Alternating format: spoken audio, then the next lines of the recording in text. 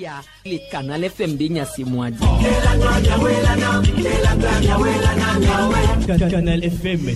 Toto vivi aweno aweto mido egbe na mikudo bubuso radio Canal FM bedo piamido egbe bebi wenenyo be wona me aweto Frederica Baskabo asialingbre na minenia eyemile ho egbe président Igbani si opibi no to bubuto wizo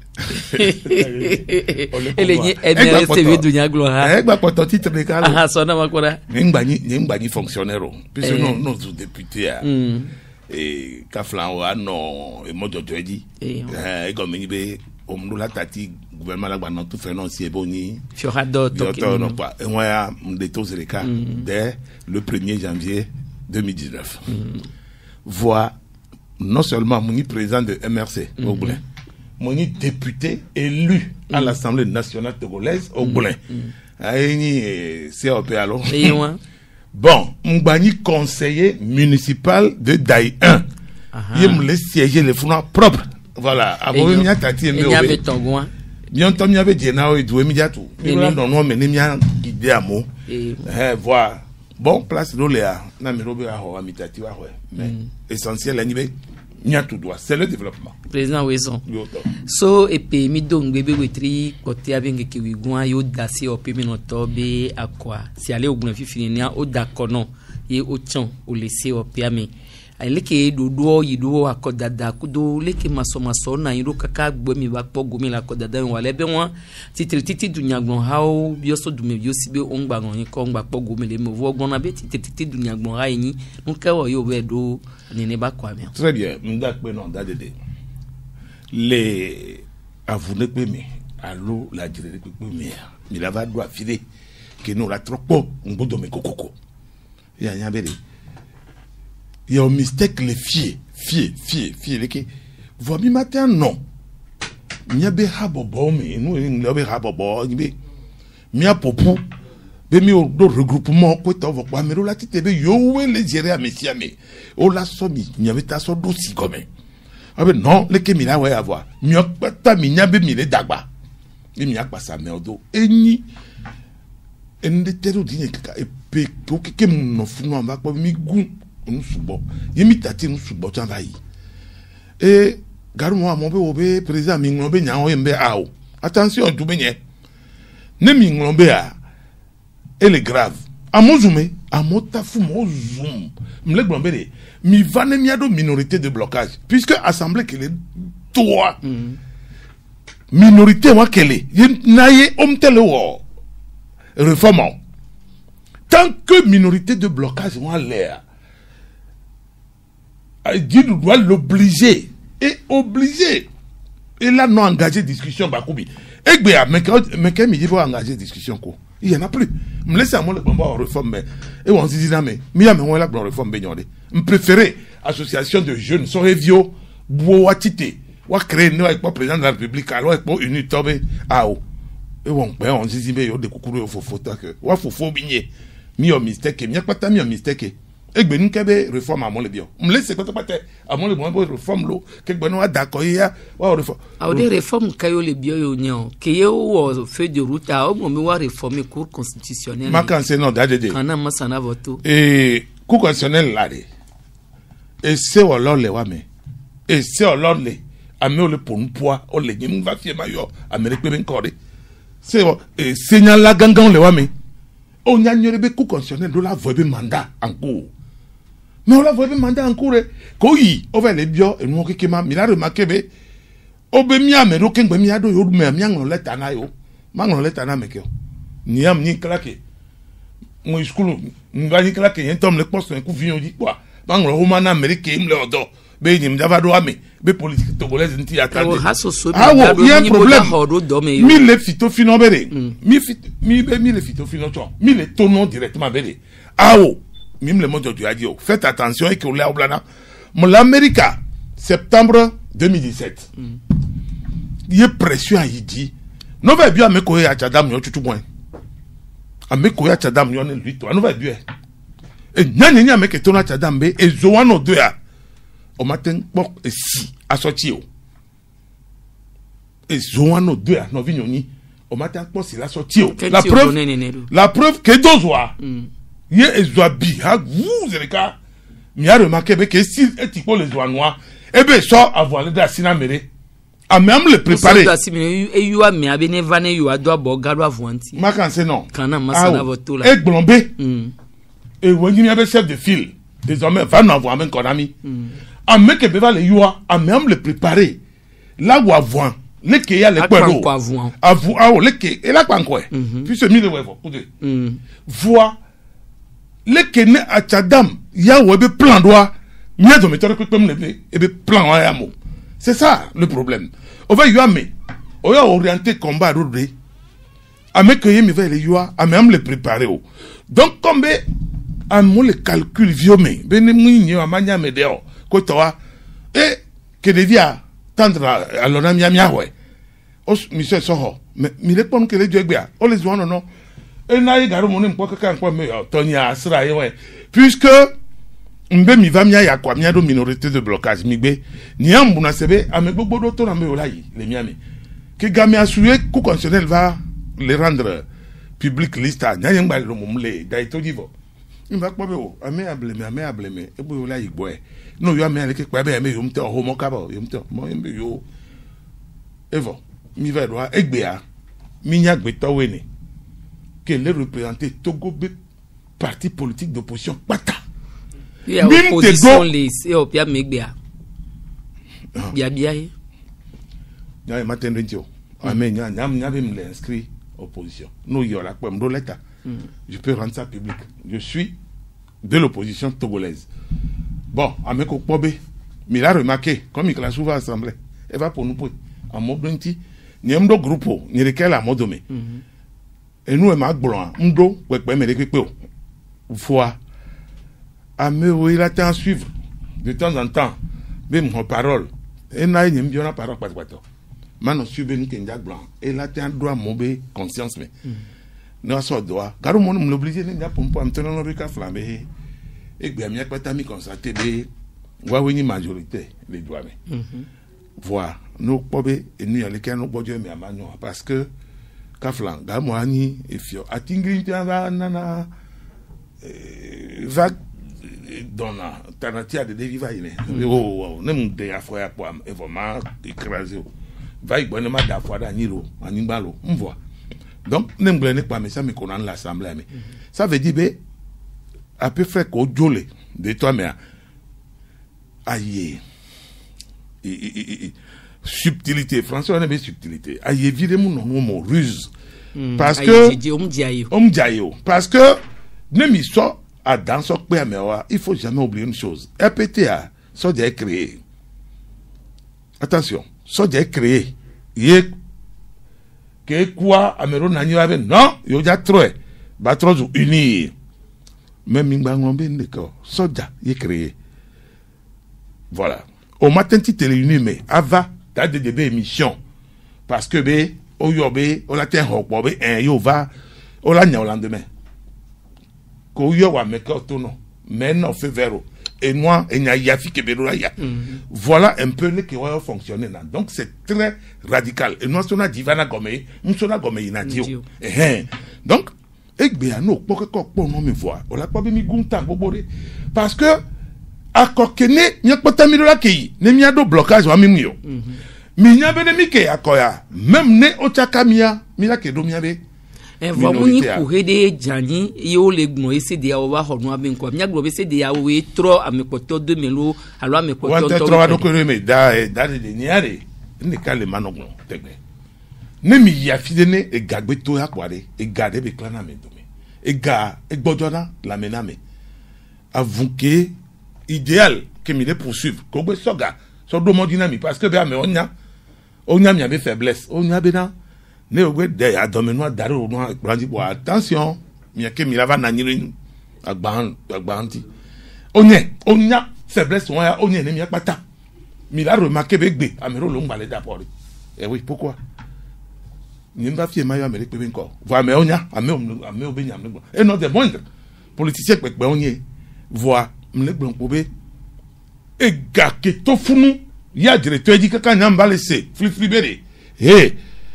puisque kafla mi si no do e mi mbale e ona de be idéologie npopo les politiques npopo de camo voix mi si no do mi na church de camp mi donago mi na plonti koto mi si mi wo en quoi me remis en face de cœur donc carré et non vie ou attention parce que et gars qui mi hoa et ja henyava parce que mi le maga mimna me alekio mo yon ko na we obe no be matati ame fufulu be edem kojo e le po le do me won ba yo do me be yo de si e ave do ke mi po ba me amunyo wa nke o mi hwero abobo amo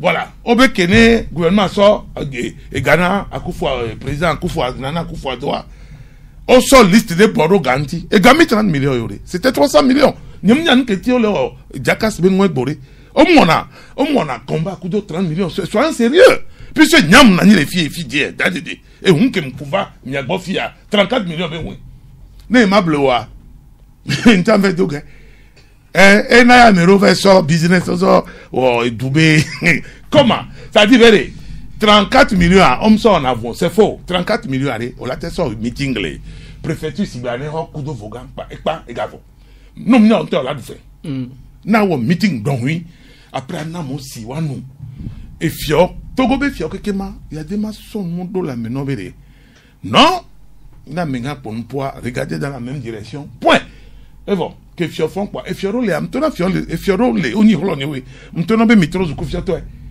et c'est de pentom le yo on si angule darebe fio mo ina glory que mi font quoi me bo pe la non na mi kaka et oui a oti tv de nyono et ton et ne attendre à Rome be ni fio e fio be ni ko fo om le yagbele voix o le note po be amebo no yagbele no va so agbeli wa so te wa so bli mais attends il y a un problème bien c'est voir mi ato mistake e gawon ko hoa kene mi po be mi an video le ama ton ben ko em le lisagi o but to kekem ben ko le lisagi que mi pobe so liste de boro no anti kware que mi tole funwa mi doare amiga homi mi la job mbe kele que mi o mi hoa vivi parce que kokokoa mi anya be politique be gae et nous la va jade que la gagne ni ba mere rapo attention amela va c'est puisque on y a que na yo so ne be nu nami amon be no beleke Paris et job Fifty honorable e won ya va yivo kaka wa da si ope mi no to ba kwa Emily no se ope amegbi ba o gba ba da no to me be popolo be akwa nka wo ye danye over gbogbo la kwa egbe amagro na mi amo be nyem ni nyem do American to les politiques mi mle konwe puisque ne ne ba mo wa ko je sima edidi nto e na mero o to na nyawe ne ya de ma le du me fia c'est nous no valo me de opona mi opole ke mo reagir ne pourtant nyem do pété be 4 polo nyem ko po beno mi tembia me chami mais le kenyi ku ya de ma mi no le ka papa mu yone mi le sea agbeto ke mi je si le du me fie ke gboya mo va le won ko le wa be no diname bientôt me da des livres ni to donc avec les noms et même les gens joga vile dare continuer dit bon ma des livres à toi lever puisque avocat be nyoja va pan nene on va les soigner ron si wa puisque me no blan kudo date minute heure à mon le gbam à me roto le carme tout ça le ko jere odo et ko réussir wa me et comme réussir et que hoga le ko fi mo ka o ye beni dan yi over on yare que mdo le lomé ko to mle dans le terrain on dit mi la remarqué be kokoko no homanglambe nyaye mun le préfecture patamo aw egbe a ken ho député a boye mbaja le mbale do préfecture bomi a so pe vitikui kele la signé sam le préfecture ma sire kemi voilà il y a kakane janvier magba do préfecture ma tonné so pe et moi nya mere miare nlese kokoro ni ape quoi nto npeon donc et nous vivons drona lota nous drona ke peon et ne que les honyeme a ko me dona nyem yona capital be ne ka étagère le ka plafond bonamo parce que nyenjama non afo vinu afo vito adrien lobe ya sobo avali azipedi ajani o la jani ni mono et nous on est matin quoi si alors suna wa yo sona nle voilà que nem va ko be yo enaye et nous gagne nous maintenant quelqu'un laisse quelqu'un prend egbea mi a to vérité ni mi anono kemba kwa be yo ame owe no na daisa yo hona siège aveo omda ile funo evo muno calcul ganga me be yo mo do le dani mo do le wa badu fike ma ile mo e kebea fike o yemba pokpa mba be bon evo mbio be mba so kwete mo de mo do préfecture on be carte géographique o keke po mbe yo via nombre d'électeurs qu'il y a et donc dîner mi a deux JCB wa 3 local sièges c'est dangereux là-bas on l'a d'accord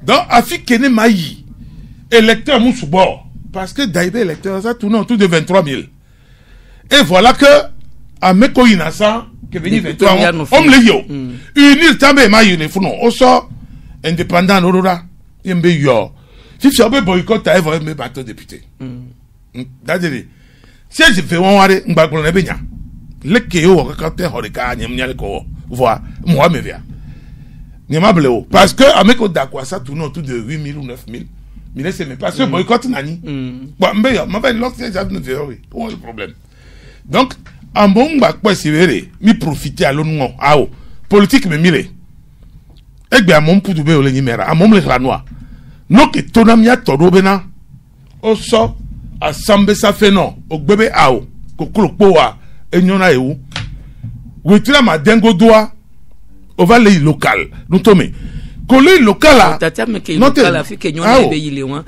nya kwatono danye kara do wa na nyika ko bo o plehuna me do to wa ko won le wasi be va nyi maso no wa les réseaux sociaux nous kento ejo ape se akpe noto ma to no igbe évaluation d'ADD exploration on dit si review ku so nyole nyabe et maube vont les lameno ni tontan mi wona hoba mi ona mi hoba ba boa maube vont les lamena me vie nyento ye le vieux va pom oni agbeto weton obe yo ho permis ko so kuna ho avoa e humle yo si yo na nu yo na be spare garumoa wetri ton wetri o ma confuse les quatre théo parce que e humulo e nya wa humle da to jore e hon so na pali me yo yina areta yo yina trodine asigbe evo e ye won tutu to mo funo keke asigbe pa mle po jeune yo kaka wa binu won dizinam bo america le wa mi a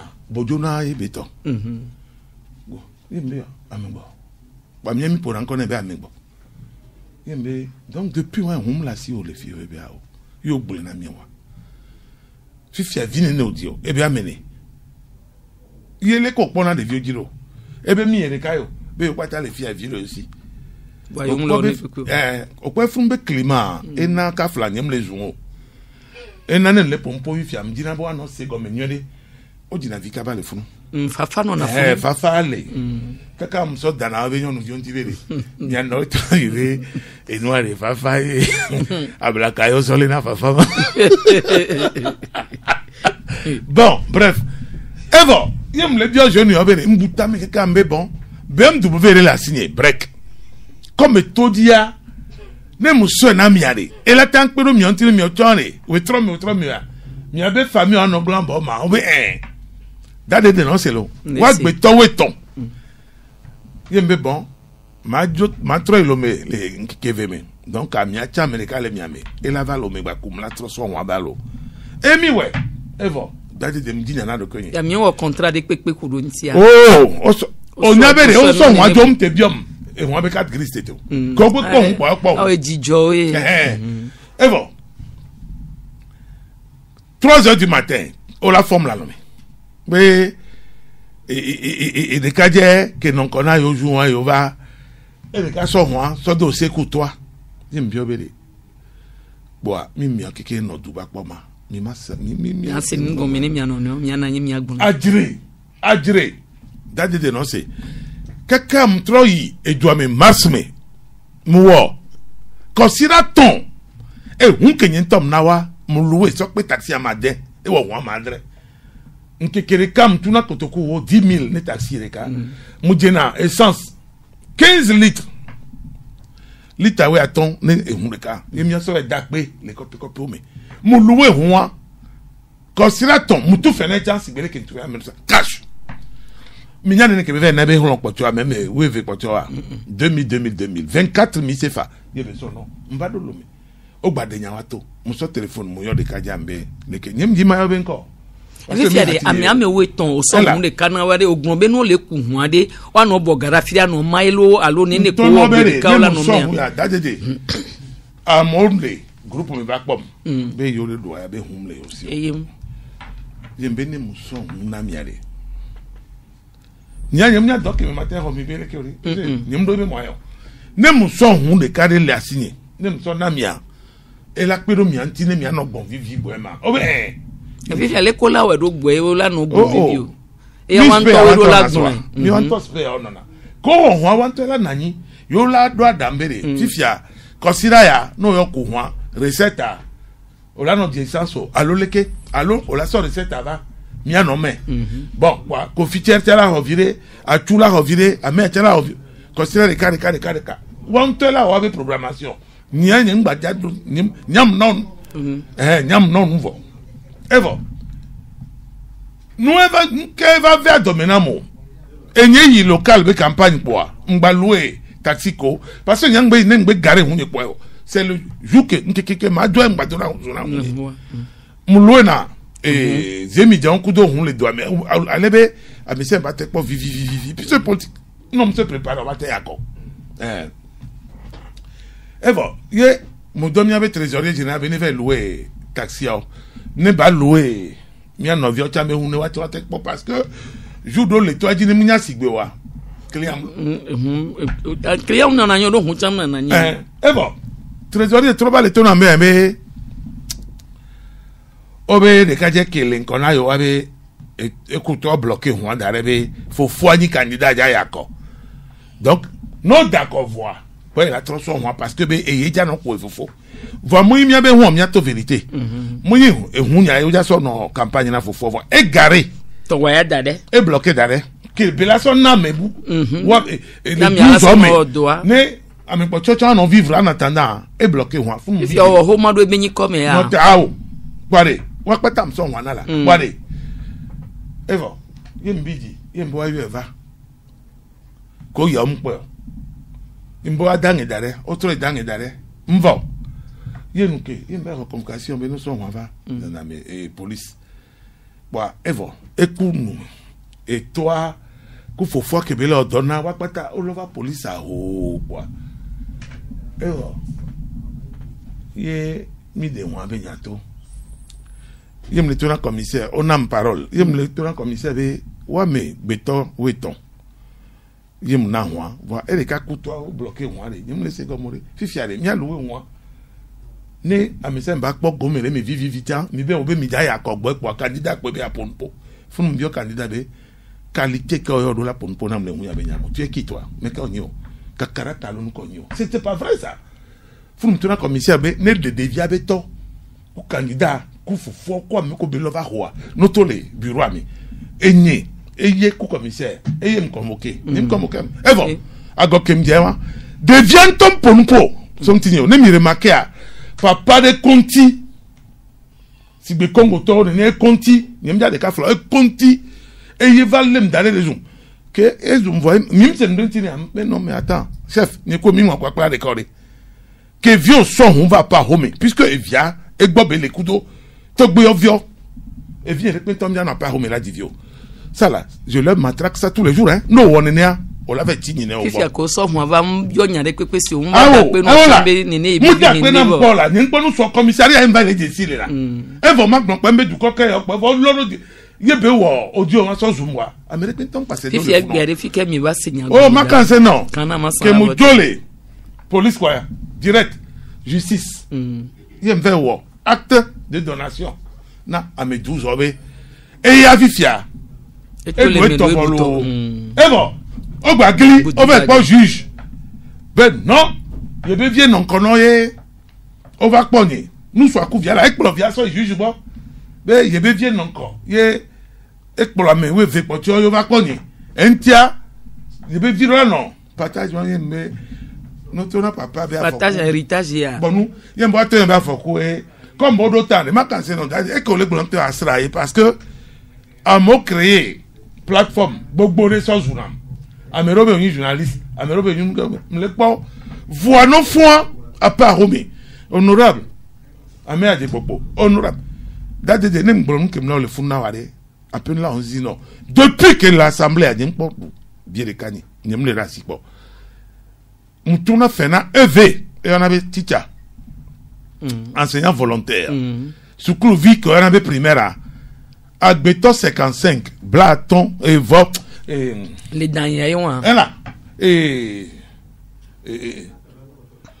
Blaton voiton primaire on a un compétent tout dans entre Kotoku V Kotoku Eni Kotoku Aton et avec ça on peut tout faire autre parce que nos pauvres villages rois amenant au poêle va no obiobe de nkena ye le tout fait la teacher mo be bien yo vieux jo iduta kwa a divi kwa so ra yo vo onyabe yo ngbale ya gbelo papa de ton bébé ils sont les ménopausés là ça fait 27 ans que ils sont les ménopausés le tour avec bébé ya do ganu so kwa me bu vieux diale et ya gomede ma fifi président nya gon pobe aredada egman ble to gwa pata ye ba pade o wele pole de won ku do du avec popolo ti nu kena fifi o d'accord non le funu o vazi pe ameve le funu mi o passation va yivo ni woni so fifi ale ke do ale ja ido bon o pobe le funwa problème vile va nani et ni am po gomele akodo dame commune à Mevele, commune una, faut nous unité de liste. Il y a mis deux sièges. Il y a une top à coup d'appel numéro 2. Commune Vegoua, il y a un top premier avec le plus grand nombre. Mito Kudo 3 conseillers. Les communes, tout le monde, mais c'est 14 Tokwa Maton. Uni Tokwa Meton. Miami Tokwa Meve, indépendant Tokureka. Eh ben oui. Américain Tom Ho, mairie de l'école. Que mia toti te pour négocier coup unir. Gogé va négocier coup de unir. Béjak Banse 14 ans. Au sort, nous sommes mairie na les commune une mais nous avons tout mon an à Medjuro. Né yo a sort commune de a son na uni. Bon, au te dit coup de uni toi les speed. Au long, schéma. Commune de A, au sort national ancien ministre de la communication, Bawa Semedo. Fifia, au sort adjoint à son C14, Benyon de Tobuka. Quand on va m'y boire, à direct par les rois maison, que mi ou Mary Beti à quoi? Unitod au Dakona, C14B, candidat. Et les ports, 9 voix sur 11. Il a c'est comme un verrou d'accord. Puisque et si on leur prévoit les conseils mais il y a la majorité et l'opposition. Et bon, si que au bébé a joué poste d'adjoint, la Trovana unis 3 juin. Puisque unis rien Romer à quoi on va. Et bon, c'est 14 glis, mais on me dit mais que unis présenté na yo. C'est gbele ne quoi. MSM nos candidats Mambe a nous sommes opposition municipale. Ne néo en politique et en d'adédé. Ne néo en politique. Migbe. Même maintenant, il y a une position. Même poste à Duro, appel numéro 2. Mais non. On n'aura pas de candidat pour ça là. Non. Et bon. Indépendant peut se candidature d'arrêt. Indépendant tout. Oh la main. Mais laissez là. Indépendant tout. Fifia. Nkeke. Oui, à Tongo do quoi. A dit que on a yengbalé c'est 14 mois. Alors mère a dit côté de adjointe a dit faut nous aure a meta futa fu ben ke mission c'est 14 soyako et nous a jokumi bayi a dit que doit nse wonu yakumi le CST mais non quoi 2013 CST pour l'assemblée quoi non mais on allait yo so CST a so gbam yembe diaspora to we jogarura ni mi aso yi wa vuya ba evo o ti te po fait négocier kudo et nous aller mi na noa uni mais non actuellement même porter réserve pour d'arriver au moins Cour suprême tonne dans les tsunami mi matin continue nino parce que mounion est-ce que quelle politique est wa mounion ame ko ploya a vous negbea ko ployi no la jole wa mea ko jopo numéro 2 que passe au doigt et la trova au postane et la terre directa ne matin directa wa mi la fait monter à mebu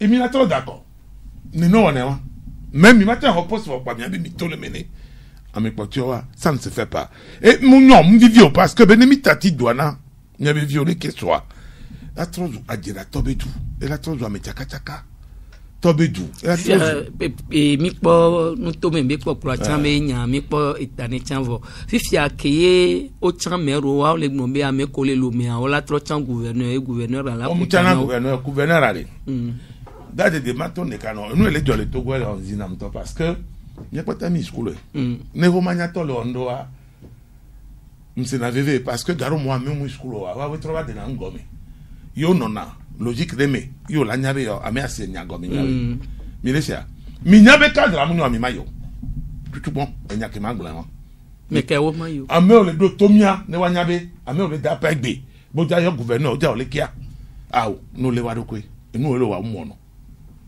no buwa dokwe ne wa bon note me beva se o dadede so togo be constitution o la pobe o do la nommer gouverneur amaton eleme nyentoa no bio ministre ko kekem no administration territoriale là o bio na benu kem ne dio ntona no be je vais être gouverneur de région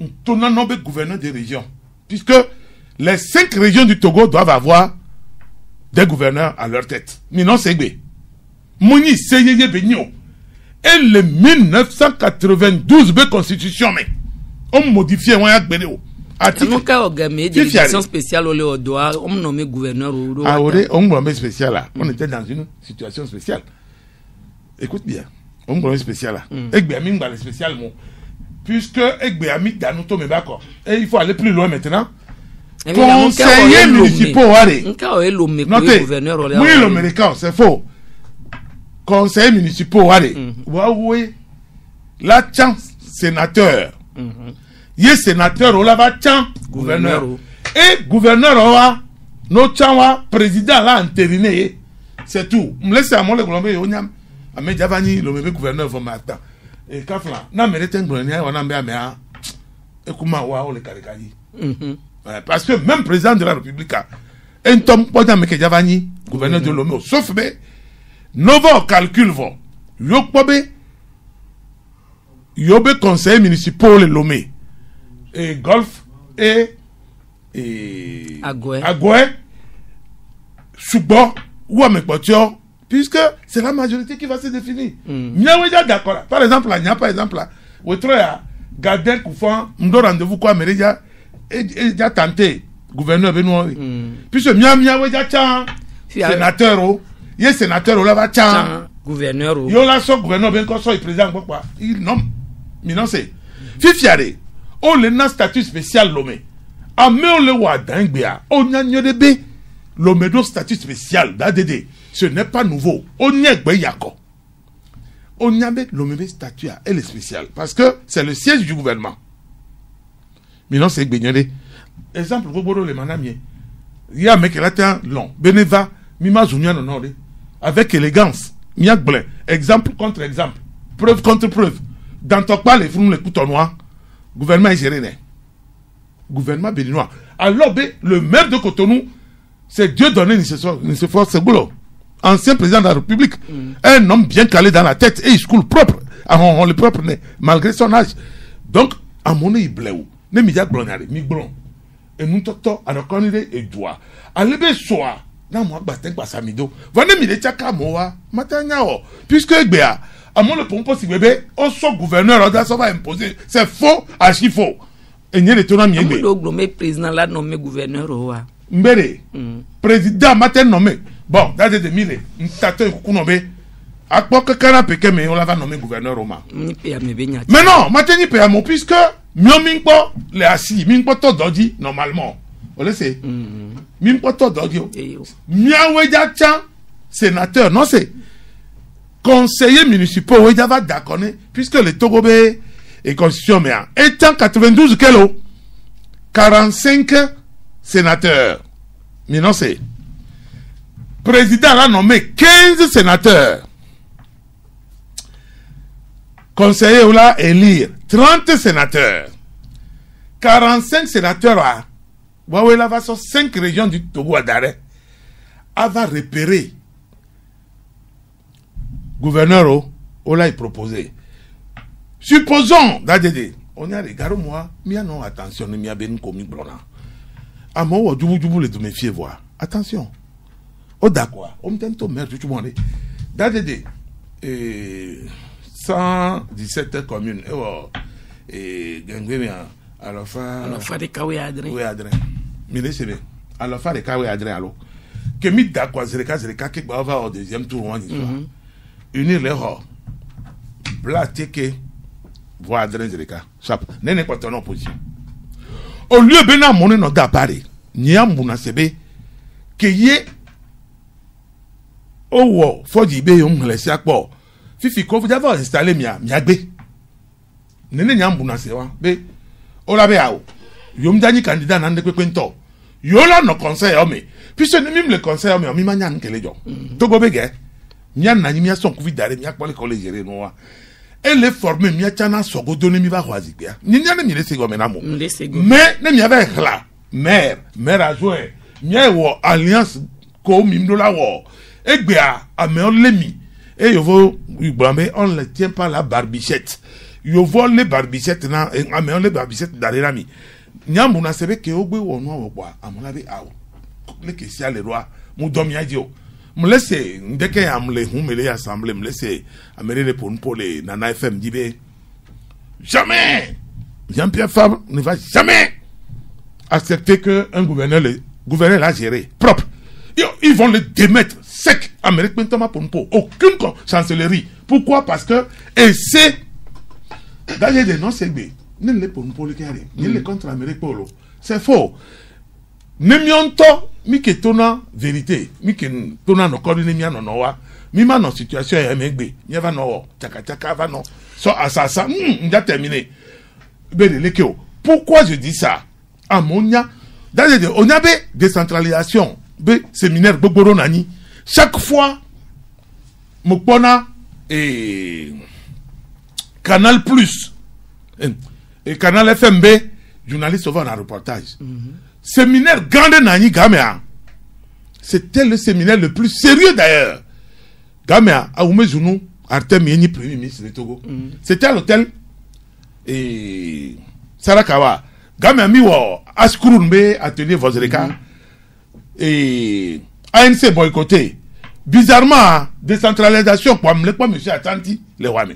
Jouant à Messa Médine, parce que Keva, elle est d'Agba. Comme moi, il y a télé, tout le monde, Eva Soya.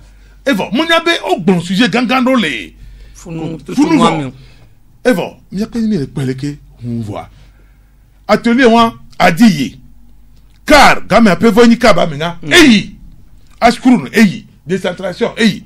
Founouye au lancer essai yole.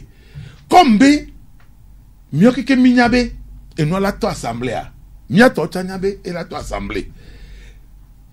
Mia pata mi non stratégie de mebe comme mi do minorité de blocage et ça m'a passé parce que majorité absolue be nyabe yani moi majorité simple yo attention donc m'a passé mais que mi va pobede et nous ja chakado de mimi ya koyowa et que c'est diao be mo que mi va socha na domi dio mi npo go mele mo ndom nya dio wa mi ndo la yo e gbe anu ke kika mo le gbon dadede et nani soit de ma so pero anti am tono be odola ivoire omdola va non ho merbe mi wani et conseiller au début egbiare ma ton de canon et nous quand même agbon gbe ndeke mele et Nana FM dit on dit non parce que et peut que la moi si un et nous be nya ye be va le gbon wa mu non parce que elle est déroutée à mon nyem le gbon be e radio amenga hom da radio wa et sorti tito chaka do tout mena togovio et le gbon be il y a peu de mabou et du plan de temps ben de peko et dadie et be maintenant on a c'est Togo be merware wakpata on le préfet au gamin et tous y compris Jean-Pierre Fabre préfet il est là de mettre et n'y tono egbe non sorcier mon ma sorcier ro et oui, trois, d'arma, photocopier fidèle. Et la loi sur la décret, que le président promulgué, ma sodo a ma sodo. Président, il y a un VV Bogbale, mais la globale. On les a. Fifiare. Nous, le Blombé, mairie, et bébé mairie, c'est le prolongement de l'État. Et il a mis les blonds, décentralisation et déconcentration. Ça veut dire, non. Donc, gouvernement est là quand garé non. Ne m'y atteint so. Et donc, il y avait dit non, quoi. Ne mousso, le meba siga mebenya. Par exemple, là. Et les communes 4 mai, Golf 4 mai. Mais, gouvernement lancé appel d'offres. Donc, même non, il maire les communes 4 mai, au matin, il compte gouvernement. Parce que, ouais, l'État non. Si on a 22 milliards, il y a sorti roi. Si on a 22 milliards, on a tourné 10 millions, nous 15 000 par mois, comme taxe. Et on tourne tous 50 000 là. Alors, nous, puisque l'opposition, mais on les a pas pour me les gérer de douanier. Bon, on te va nous voir, nous, on te va les facile à quoi.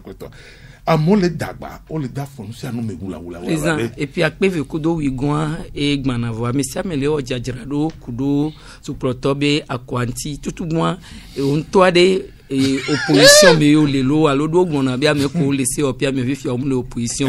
Il n'y avait mis à m'étendre, mais il y avait une centriste, quand c'est une amie. C'est navaré. Il y a les dates et ça aurait vu sous bord, on l'est, à peu partir. Des vieux doivent structure et machine à nier la peu partie.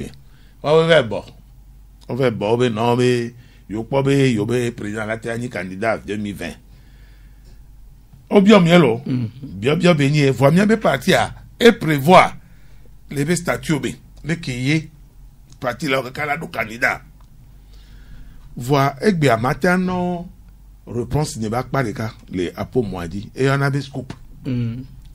D'ailleurs, nye abas kabo amle po akotegbe nyema yakoke munyabe mjave 0, et que ameo ya nani yo a so big coup calculatrice yo lava no blombe.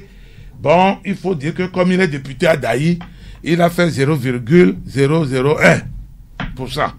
Minesia nyema e gomeni bo o mana point na mo o bana na we nyema Akokemi 2015, il y avait 5 candidats. Candidat Maton, opposition de DA amené. Et puis, allez, on va nous dire, on va laisser au congrès fin d'année.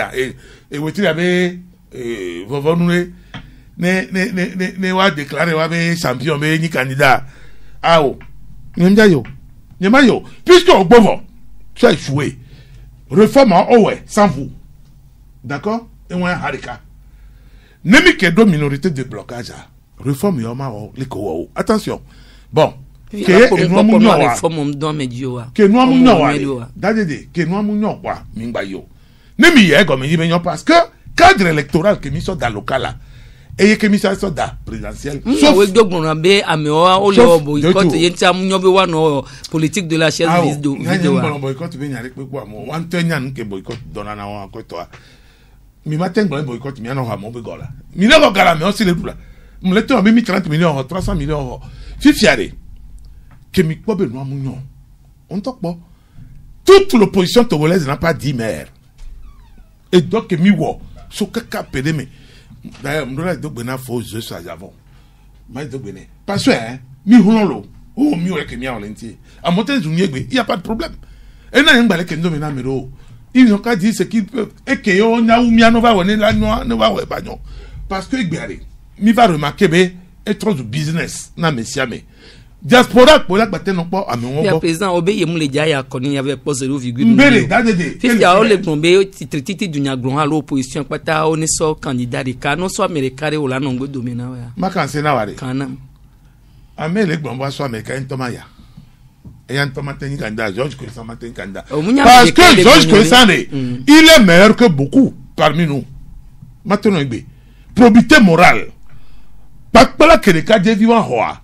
Non, fantastique. Et toi, Miatoye, ancien syndicaliste, et n'a pas de viol. Ojo, Wakpata au réussir. Mouni étude à peu près haut, à haut. Ojo, Miresia. Étant qualité qui est agbetola do tutu bon ne batani président et nous ko alo ame abwami mais il a ça arrogance me la mener anno ayame anno pas mon be hundo me rura aje ngono et tu as tenu kanda fa vois gars que me beti télé glare c'est trop tard gars me va y va amo ko to le gbengbe amo le gbengbe are o po kanda ti de que to voir kaka mo tité obe o le diaspora mais les combattre régime que o voir vra dès que ces réseaux sociaux dit pour dar candidat mais pour dar tonye mo be mbabe ma on yire lo vous comprenez mais gars que me mi la va boire mais on a dit toi auto le 14 mai on a drapeau de roi vers et du bega parce que finalement les gars c'est ça le problème non pas quoi puisque qui a dit 2015 contre Fabre Beye oui contre et fond nazing c'est faux il allait ramasser 0, et quelques au même titre que les autres et Sorevi Wakudo et Tassone Milesia non so pas au poids wa mettons mi de Fabre doit pas au 34%. Ne mi soit mettons wa be score moi 4%.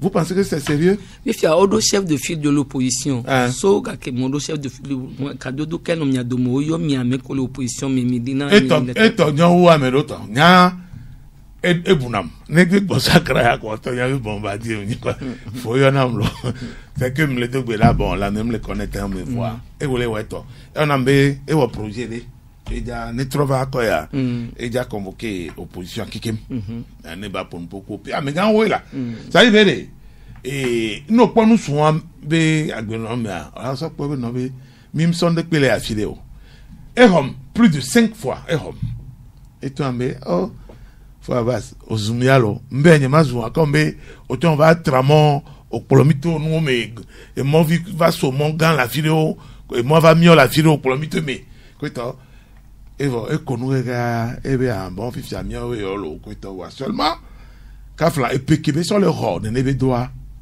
un sengbale et si et bien parce que togoa et bia mi ya sorevio no va non konami.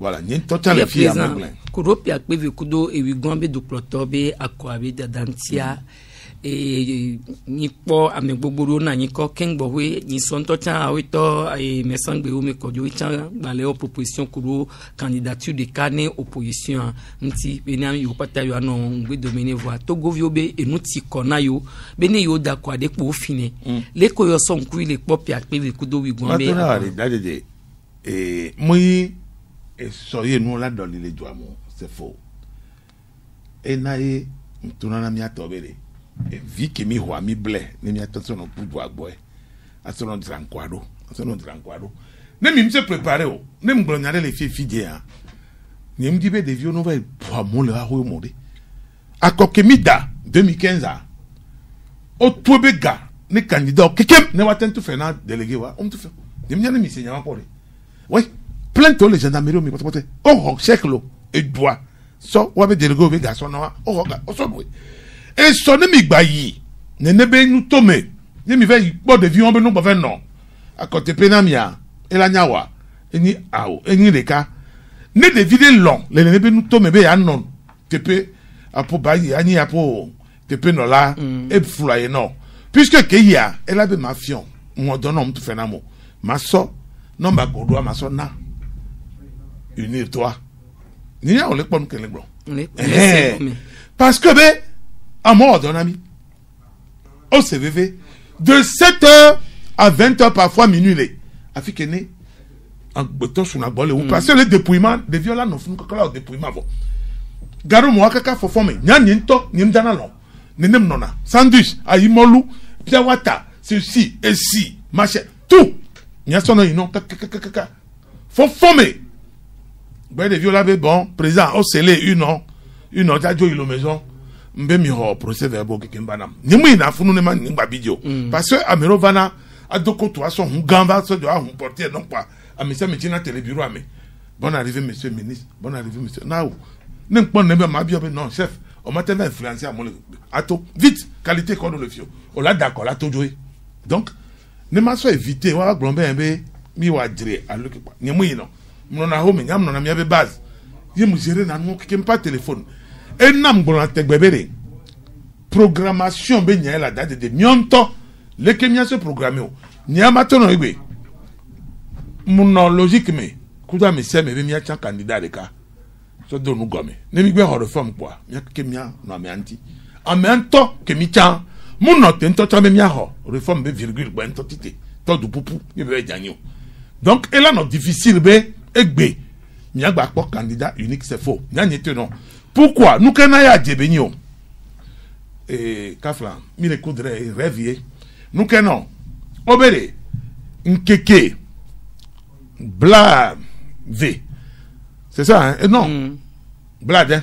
Blade 60 jours ben le président que les Azikwe Badjoua yo là d'accord écoutez bien no what de compta hein premier tour et Péléamea c'est la première semaine de février alors ben les 2 mois et 3 mois non février novembre décembre janvier ok nos positions togolaises maintenant exemple de cas mon nom conclave au patame eni abaskabwa mon numéro tocha le conclave me nkune meye amero adrigan vakpan yan se tobene yo la présidence yo la premier ministre yo la ministère gango pata funuye carte o titebe non ne ayojo adi to va pasodo agbeme va pasodo nyegnyere ka pe va poto CDPA be hota me fie mon micro le ponpo be mi avec candidat e alo candidat mon non tere mi a honde popo entoto be yeni candidat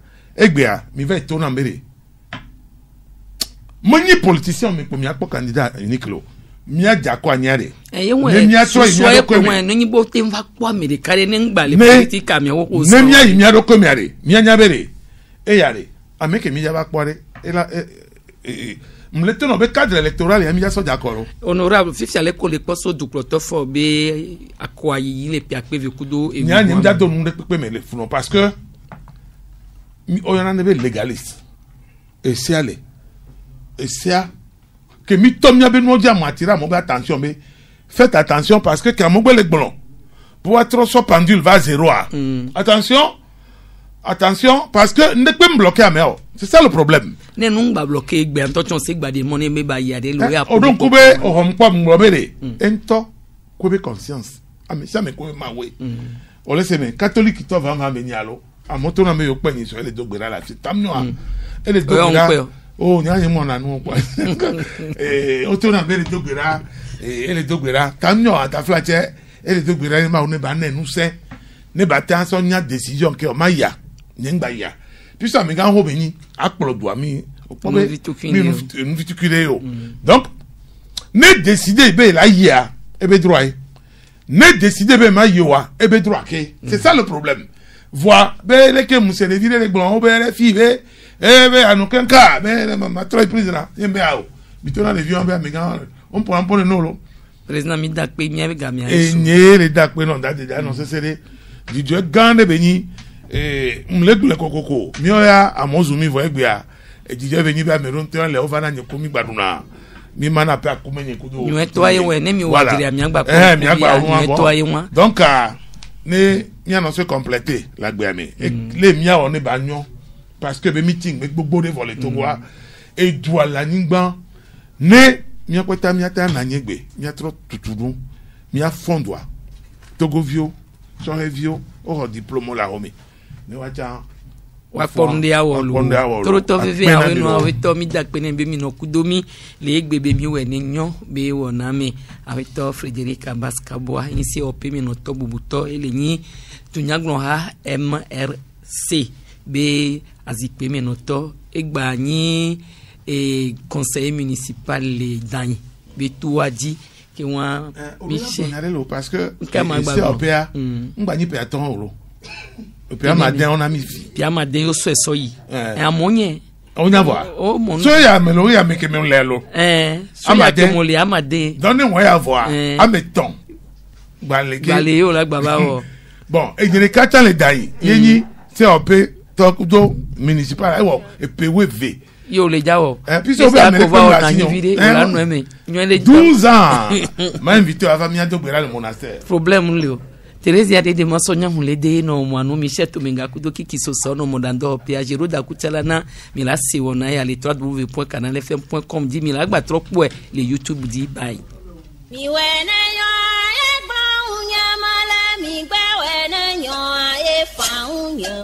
ni we ni nyo ni la no se dodo ya jodao brandao yaoda kudo fidao so ndo kusugare ka kufana gave kudo efan nyamelako mi la pe dunya hetowo mi o chare oni yo mi le dutaba gbeto nya me do biola sebe egbo le Togo ya mema e don sen Togo joka keken e ba no mon popo mi awebe nsiama no America ko masimo ne la America masimo imman kuma te pote fo kankan yo ni le de yo le junko me ya fonu po ya wonu ogbona gbodomi la kwa ya ke ya mo lodua podo kedunu dopo amevi ekolanu edumevi mu kebedo la nyenyi be décentralisation enu nwere benyi vide gbogbo de lemevoa eyento yela na ne be vide alava non pendeju angba no nu me on mais to na be sojo le Togo omni démocrate omni républicain ko to mais to na we sojo le conscient na nu kelejo ni wa kenken le d'accord na nu kelejo et nous kejo le Togo depuis 90 kakabana egbea ne opposition ten le tenança ne gombe mi antoa mi le senu gombe na mi non fiodudu asepono no si amade kangba no azipedi po klololololo kekeneni amaga fornya singbe nya gba fi wa chotro nya fa constitutional toro reforma que sino nu ke la lomenemi yo mi a gérer